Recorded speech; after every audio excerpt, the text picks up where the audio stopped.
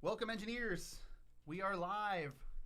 We're live here at noontime Eastern Standard, and we are doing CCNA study tips, as is always the case, at noon Eastern this week. I'll be out next week because I'm teaching, so I can't live stream during the weeks, obviously, if I'm instructing, but we'll be back the week after that. Anyway, today's a longer day. I'm not going to leave this timer up for very long, but we're doing an encapsulation discussion. And so I said that I was going to do encapsulation. We're going to talk about that encapsulation example that I talked about on Wednesday, I think, where I said you as a host are sending data across the internet to a server. And what does that look like? How do we understand it from a hardware perspective? How does it get forwarded? Where does it go? And what does the hardware look at in terms of the header information, and how does it forward the information based upon the headers that host puts on it, right?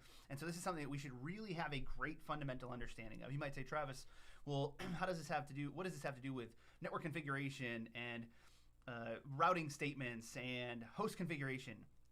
It has to do with all these things. The better we understand fundamentally how our data gets from one place to another, the better network engineers we're going to have. The better we're going to have an understanding to answer questions, like on, let's say, a CCNA, for example. The better we're going to be at troubleshooting. And troubleshooting is really the most important thing. And so that being said, we're going to go ahead and get started here. Let me get rid of this rundown because it is a moot point. There's only one thing on the rundown, and here it is. And let's go live here. Okay, so let's do it. I'll do it live.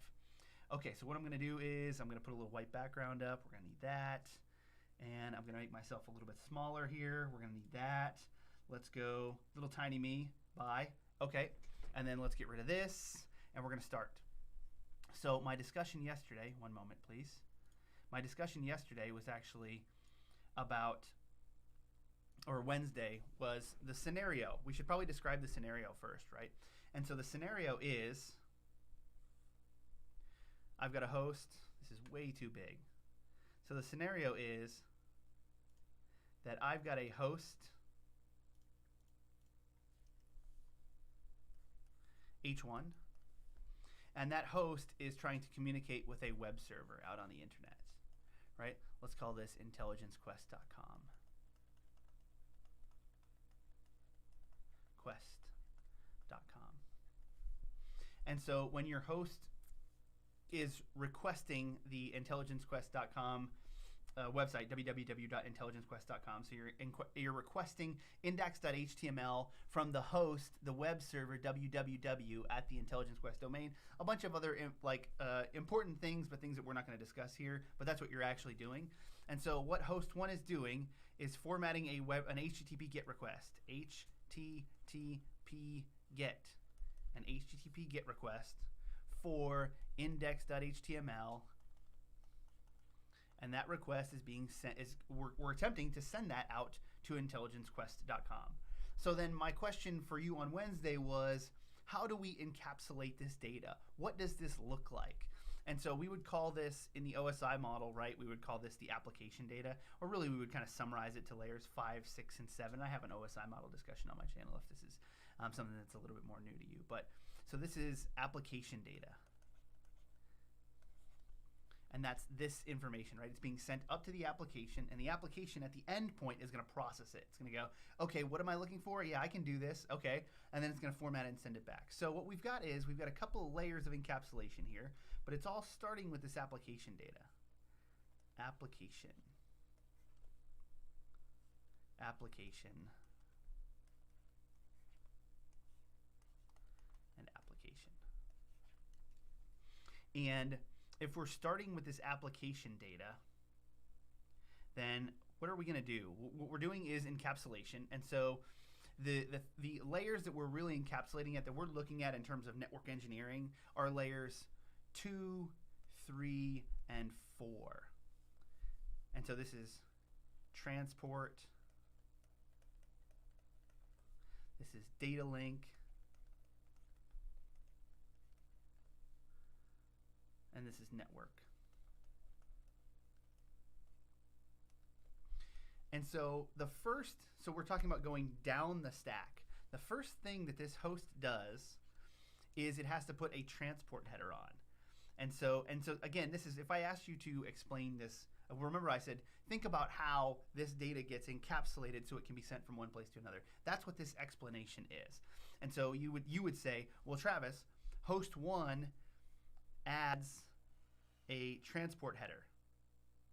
And again, I said I wouldn't be as concerned with the nuanced detail in terms of TCP sequence numbers and the setup of the TCP handshake, the three-way handshake, and all these things. I'm talking about how we get it from one place to another, right? What do we put on it that says, hey, go over here? And the first thing that we do is source and destination information. And I think it's going to be source and destination for everything, but transport information, right? So source and destination. And what's TCP, right? This is either TCP or UDP, but because we're HTTP is a TCP-based protocol. And so in this case, the destination is going to be the well-known port for HTTP. By the way, you could use non-standard ports for HTTP, but in this case, I haven't said anything. So the destination, host 1 is going to send its HTTP GET request, or its GET request to HTTP on the web server. When the web server sees this port, it's going to go, oh yeah, I'm listening on that port because I'm running HTTP. That's what I am. I'm a web server. And it's going to pass this data up to the right spot. Okay. This is the tricky one, and the one that gets most people is what's the source port? And the source port is not 80, right? Because it's not coming from HTTP. It's being sent to HTTP. It's coming from some, HTML processing utility, whatever, a browser, whatever you want to say, right? And so the source information is actually going to be a random high, right? And so we call these ephemeral. Yeah. And so let's pick a random high value, 58888. Below a random high of below 65535. And so 58,888 would be a port number that we would use here. And so what happens is this host is going to now listen on 58888, right, for responses from the web server. And so this is how we go back and forth at layer 4. Now the idea is you're saying this is really only locally significant, Travis, right? And that's absolutely accurate. This is, this host is listening on 80, this host is listening on 5888, and the WAN in here, right, if I drew, a big WAN cloud, the routers in the WAN don't know anything about the source and destination port information. You might say, well, firewalls might look at this and yada yada. They may, but in terms of getting data from one place to another, they're not looking at this at all. So we have to continue down the stack, right? So we put this header on. This is TCP, and that's going to sit inside of these other headers, and this is going to be examined by the web server. But for now, this is host 1 defining the service that it's going to when it gets there. What's my next header? My next header is a network header. I've already shown that. And what's in the network information? Well, first of all, remember I said we're basically going to omit all the nuanced crap, right? And we're just going to do source and destination, because that's the most important thing when we're talking about getting from one place to another. You might say, well, sequencing might be important for reordering on transmission or verification. It is. I agree. I'm not saying that it's not important things, but in terms of the question that I asked, how are we getting from one place to another? Source and destination is important. I always tell people to think about this in terms of real life too. How am I getting from one place to another? I'm coming from the Midwest and going to the East Coast. I'm coming from Chicago and going to New York, right? Source and destination information. And then once I have that information, then I can start building out a route to get there. Routes, routing, circular. All right, that's a movie quote. So the source information is going to be associated with the host here, host 1, and it's going to be the host's IP address. Remember, networking, layer 3 headers, this is IP addressing. So in this case, it was TCP. In this case, it's IP. And this is where you get your TCP IP stack, right? So we have TCP header and an IP header here. And the IP header is set in software by the network that you're on, or it's dynamically configured through DHCP and a DHCP request with your, let's say, your ISP, for example. We're going to use global IP addresses here. I could use something like 192.168.1.11 or something like this, but then I would have to translate it to a global IP, and I'm not going to do that. Beyond the scope of this discussion, that would be network address translation. I know I'm talking about a lot of things. You can try and keep up with me and then go back through and look up some of this terminology if you're not familiar with it either, right? So I'm going to use a global IP address, 100.168.1.11. And so the source IP address of this host is going to be put in the header and sent out, 100.100.20.9. And you might say, Travis, why are you putting the source information in here? Again, we're talking real fundamental. So why is the source in here? So that Intelligence Quest knows where to send this back to. And the destination information, this should be a little bit more clear to you. Where are we trying to send it? We're trying to send it to intelligencequest.com. And through DNS, again, beyond the scope of this discussion, but through DNS, I can resolve www.intelligencequest.com to a global IP address. In this case, I'm going to use a global IP of 200.4.24.19.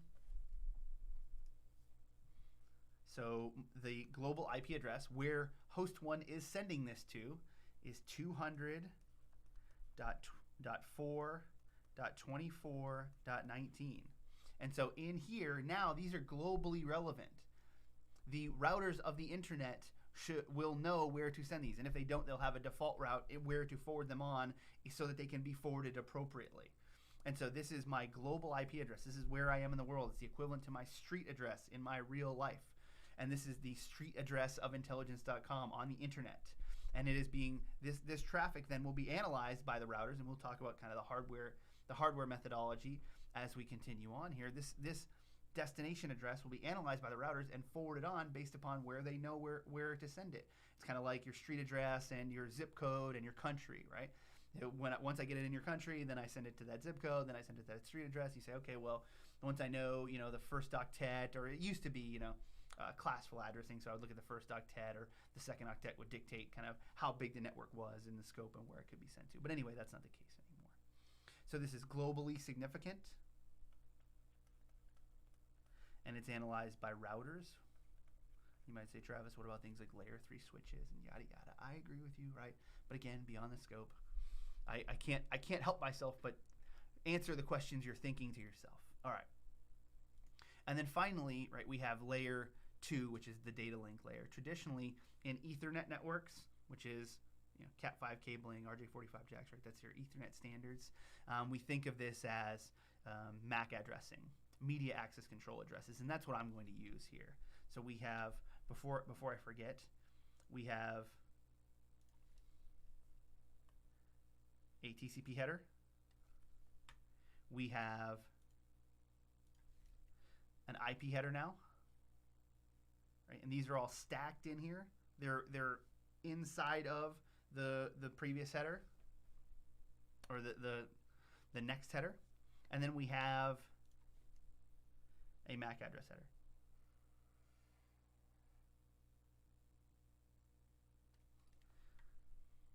And this MAC address again is locally significant, right? This is really the IP addressing is really what's globally significant here.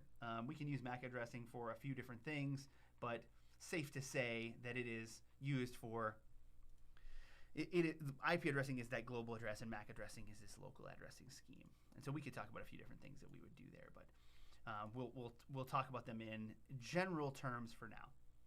So what is this? And so your MAC address is your local machine, right? So your host here has a MAC address, a media access control address, MAC address. And that MAC address, this IP address was base 10, 32-bit addressing.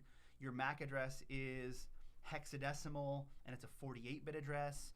So it's going to look something like this: ACDDEF1A 8 16 32 4B 3 2. And so this is the MAC address associated with this device. It's called a burned in or a physical address. It's a hardware address. It's associated specifically with that network interface card, and it's locally significant. And we'll see why it's locally significant when we start talking about hardware processing of this information. Whew, we're about halfway through. Okay. So we have a source MAC address. And I'm going to make this a little bit shorter just so that it fits here in the source, but this is the entire address that's inserted into this header. But I'm gonna finish with one moment here. Let's make my little drawing utility a little smaller.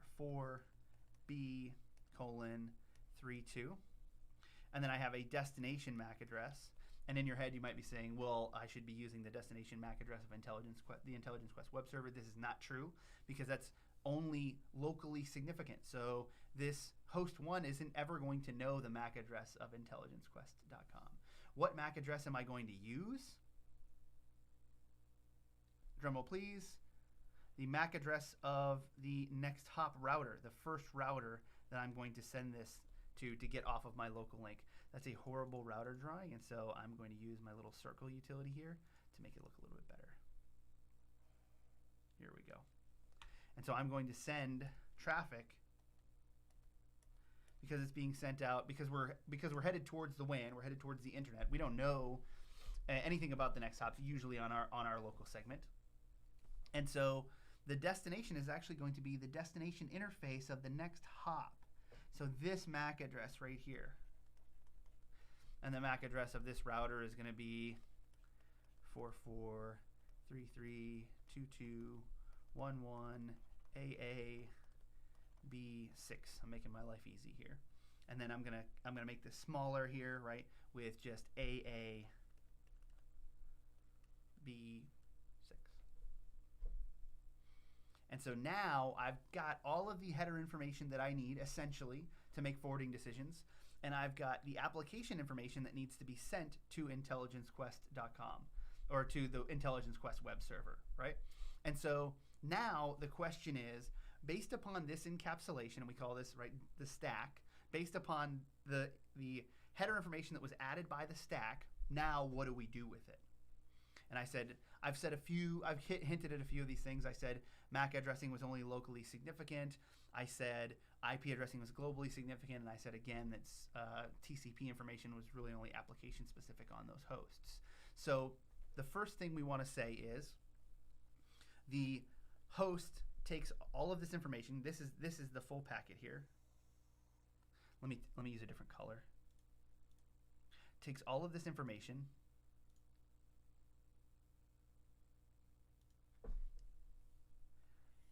This is the packet, oops, all of it, and puts it on the wire, right, on your Cat5 cable, on your fiber, right, and it represents it as ones and zeros, as voltages or light or whatever. And those ones and zeros arrive at the router, and the first thing the router sees, which makes a lot of sense, right, it's just like if you were to open a letter, the first thing you see is like your name on it, right? The first thing you see is the outermost layer, and that's the MAC address. The MAC address is the data link header, right? The layer 2 header. And so what does the router see? The router sees that there's a source of 4B32 and the source IP address. So it can actually, if it wanted to, right, it could log the source MAC and source information. Not always the case. We would get into that another time. And then it also looks at, right, the destination MAC, and it says, is this my MAC? That's the first thing, right? That's the first thing you do when you open a letter, right? If you were to get information sent to you, you say, is this for me? And the router sees AA:B6.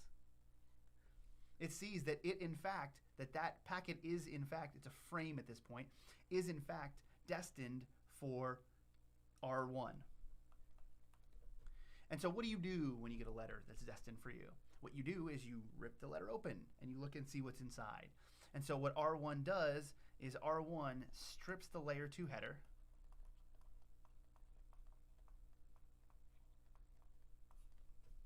It pulls this layer 2 header off, and it looks at the layer 3 information, right? And this is what routers do. Remember, routers route traffic, and they find global paths to destinations for you, dynamically or through, intelligent network engineers defining static networks, which is not really the case anymore. Greetings from Algeria. Hello. I told you today was going to be a good day, and in fact, it is.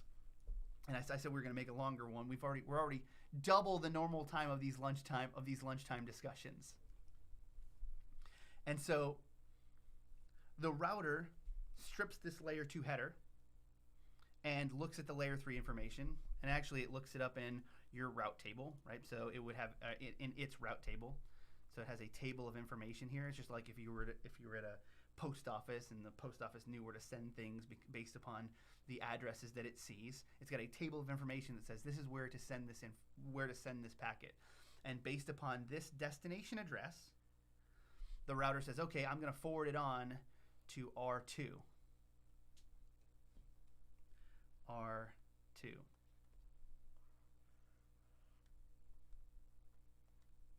What does that mean? This is that second piece where I said, how does it get encapsulated? And then what does the hardware do to get it where it needs to go? And so the second piece of this, which is what the hardware does to get it where it needs to go, is this component. So when I say forward on to R2, what do I mean? What I mean is I have to send that traffic to R2. How do I identify R2? Because I can't change this information. I can't change the IP addressing because the IP address defines where intelligencequest.com is in the world. So I can't change that information at all. What I need to do is add some local information. And what's local? Local is MAC addressing. And so what I actually do is I strip the layer 2 header inbound, I look at the destination IP address, and I make a forwarding decision. Once I make that decision, what I actually do is I re-encapsulate. This is called de-encapsulation and re-encapsulation. And what I do is I take and I re-encapsulate with my source MAC address as R1 now, right? I am R1. I re-encapsulate with my source MAC and the destination MAC of R2. So that's what this new layer 2 header looks like. The layer 3 and layer 4 headers stay the same, and the new layer 2 header looks like this: source MAC and destination MAC of R2. And that's how I define the destination of this packet, how I make it go to the next hop on that route. And R2 has a MAC address. I'm going to make this a little bit shorter, right, so we don't have to keep writing out 48-bit hexadecimal MAC addresses. But R2 has a MAC address of B5, right? So the source MAC is B6, and the destination MAC is B5. And then you would say, well, what else is in this packet, Travis? The rest of the information is all the same. The IP addressing is the same, the TCP header is the same, and the application information is not touched, right? There are some scenarios where these things could be changed with address translation and on-the-fly encryption and decryption and things like this, but that's not what we're talking about here. We're just trying to get you from one place to another, right? We're just trying to understand the fundamentals of this data transfer. So now, what happens again? Well, what happens again is R2 goes, okay, is this my destination MAC? Is this me? Right? And what would happen if you said something to me in the chat? You said, "Hey, Travis." I would say, "Travis, is that me? That's my MAC address, right? That's my name." And I would go, "Okay," and I would read into the rest of that, read into the rest of that packet, or into the rest of that information. This is what R2 does. R2 says, "Is this me? B5, B5. Yes, that's me." It strips the layer 2 header. It looks information up in its route table.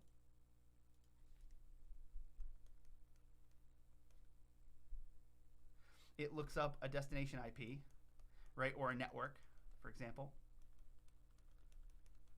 And then it does the exact same thing.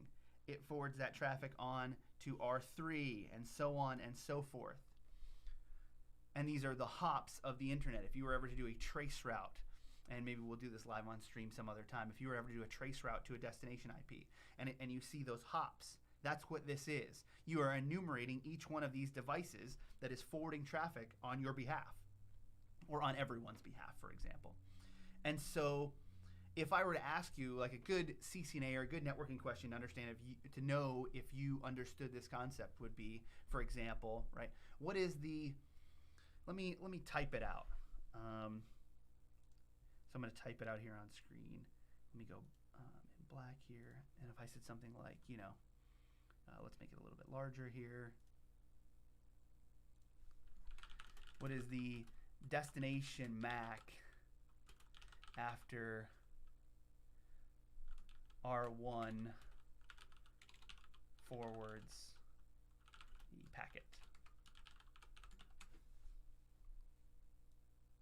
So if I said, what is the destination MAC after R1 forwards the packet? Now this is an important fundamental understanding question, because the MAC, you have to know that the MAC addresses change. due to encapsulation, de-encapsulation, and re-encapsulation. And so if you were to say the MAC address of intelligencequest.com, so if I gave intelligencequest.com a MAC address of, whoa, way too large, how about that?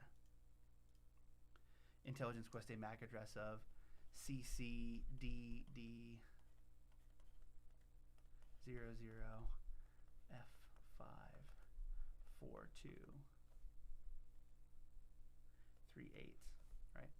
A lot of people instinctually will say 42:38 is the destination MAC, because it looks at what's the destination MAC after it's being forwarded by whichever one. Doesn't matter in your head, but that's not true. It does matter, because the MAC address has changed because each device de-encapsulates and re-encapsulates with the destination MAC address of the next hop, until, right, we get to let's say R3 is connected to this network. Then R3 will forward that on to Intelligence Quest. So the destination MAC after it's forwarded by R3 is this, but that's not the question. What is the destination MAC after R1 forwards the packet? So R1 forwards this packet. The destination MAC is going to be B5. This is a great question, an understanding question, because you have to understand the fundamentals of encapsulation and de-encapsulation. You have to be able to look at the network diagram and see where R1 is going to forward that traffic, and then you have to be able to pull out a valid MAC address that is the MAC address of this interface, right? Because there's another point to this too, which is there's multiple MAC addresses associated with R2, right? R2 has a MAC address associated with this NIC and with this NIC. These are actual physical network interface cards on that router. And so it's not this MAC address either. It's the MAC address connected to R1 that it will be forwarding that traffic to in the real world. Yeah. And so this is one of my favorite questions, right? What is the destination MAC of the packet when X, right? When it's forwarded by R1, when it's forwarded by R2, when it is sent from R3 back to R2 in response, right? The destination MAC is then going to be from R3 to R2. It's going to be this MAC address. So these are some things that we can think about in terms of how are these questions actually formatted, and how do they help us with testing our real knowledge of what is actually going on in these systems.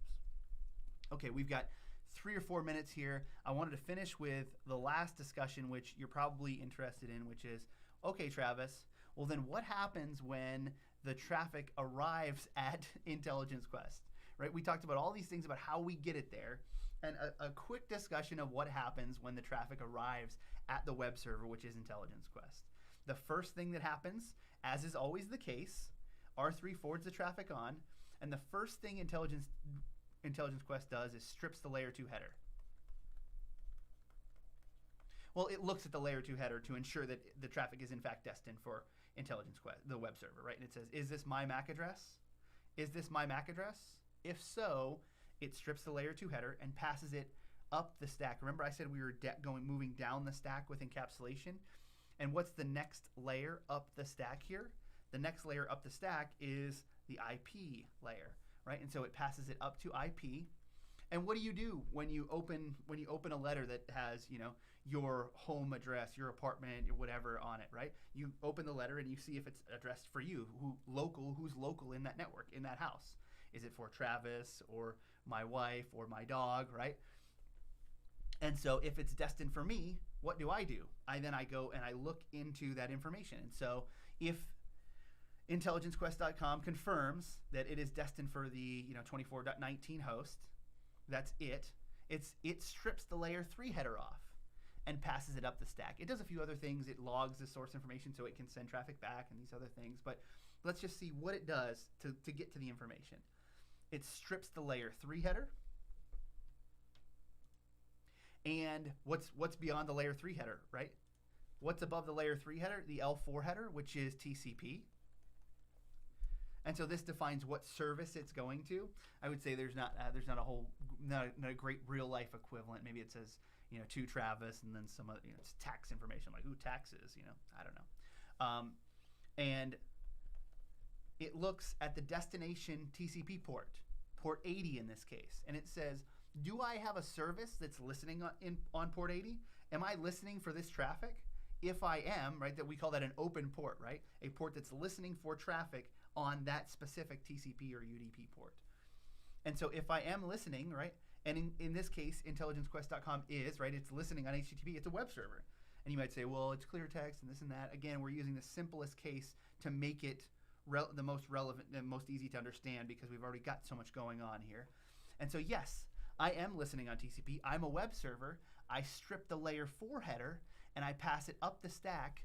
And now I've finally got the information that I wanted, which is this information here, HTTP GET for index.html. I've got this HTTP GET request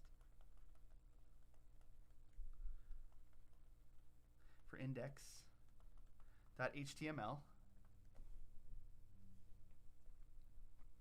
And I'm going to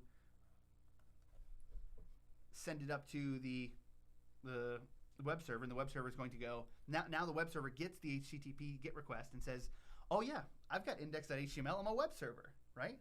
And it takes index.html and maybe some peripheral information, I don't know, maybe some cookie, whatever, you know, and it encapsulates that response and does this exact same process, encapsulates with TCP source and destination information, IP addressing source and destination information, and MAC addressing source and destination information. It encapsulates down the stack. It goes back down the stack and forwards it on with the flipped source and destination, obviously, right? Because now the source is the web server and the destination is the host that was requesting that information because it needs to get back to where it's going.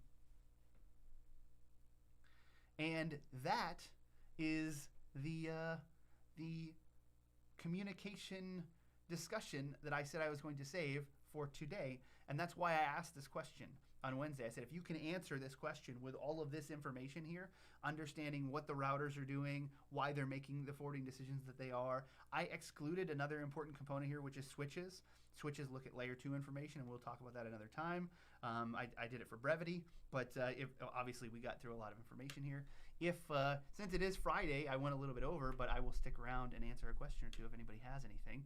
If not, we'll call it we'll call it another productive streaming lunchtime streaming, and we'll allow you to go about your day.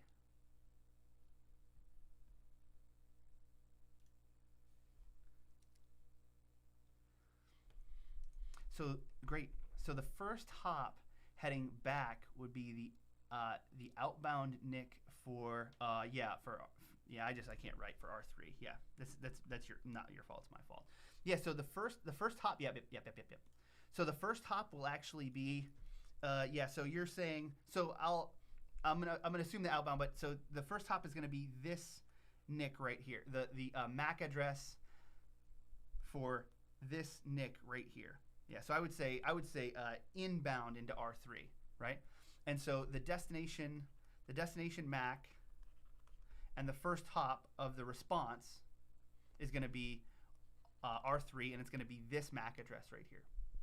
And so if you do that, right, then R3 is going to see its MAC address, and it's going to continue that process. It's going to go, okay, I see that this is destined for me, and it's going to look at, again, the layer 3 information that you encapsulated on the way back down. So this is the first hop on that response. So R3 is the first hop, and the first NIC that it sees is inbound on, let's call this, the gigabit 00 interface.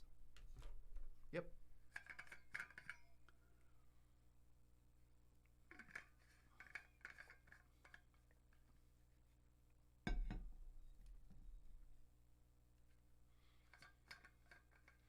Should have some stream music going on or something like this, but it's such important technical content. We don't want to obfuscate anything that's being said. How about that? Thank you. I think this is all I have today. Have a happy Friday. I am actually teaching next week live. So I will not be doing live streaming during the day. I do have a little bit of content queued up to be posted next week, but we'll be back with. I think we'll continue with the CCNA live streams on the following week. Have a great weekend.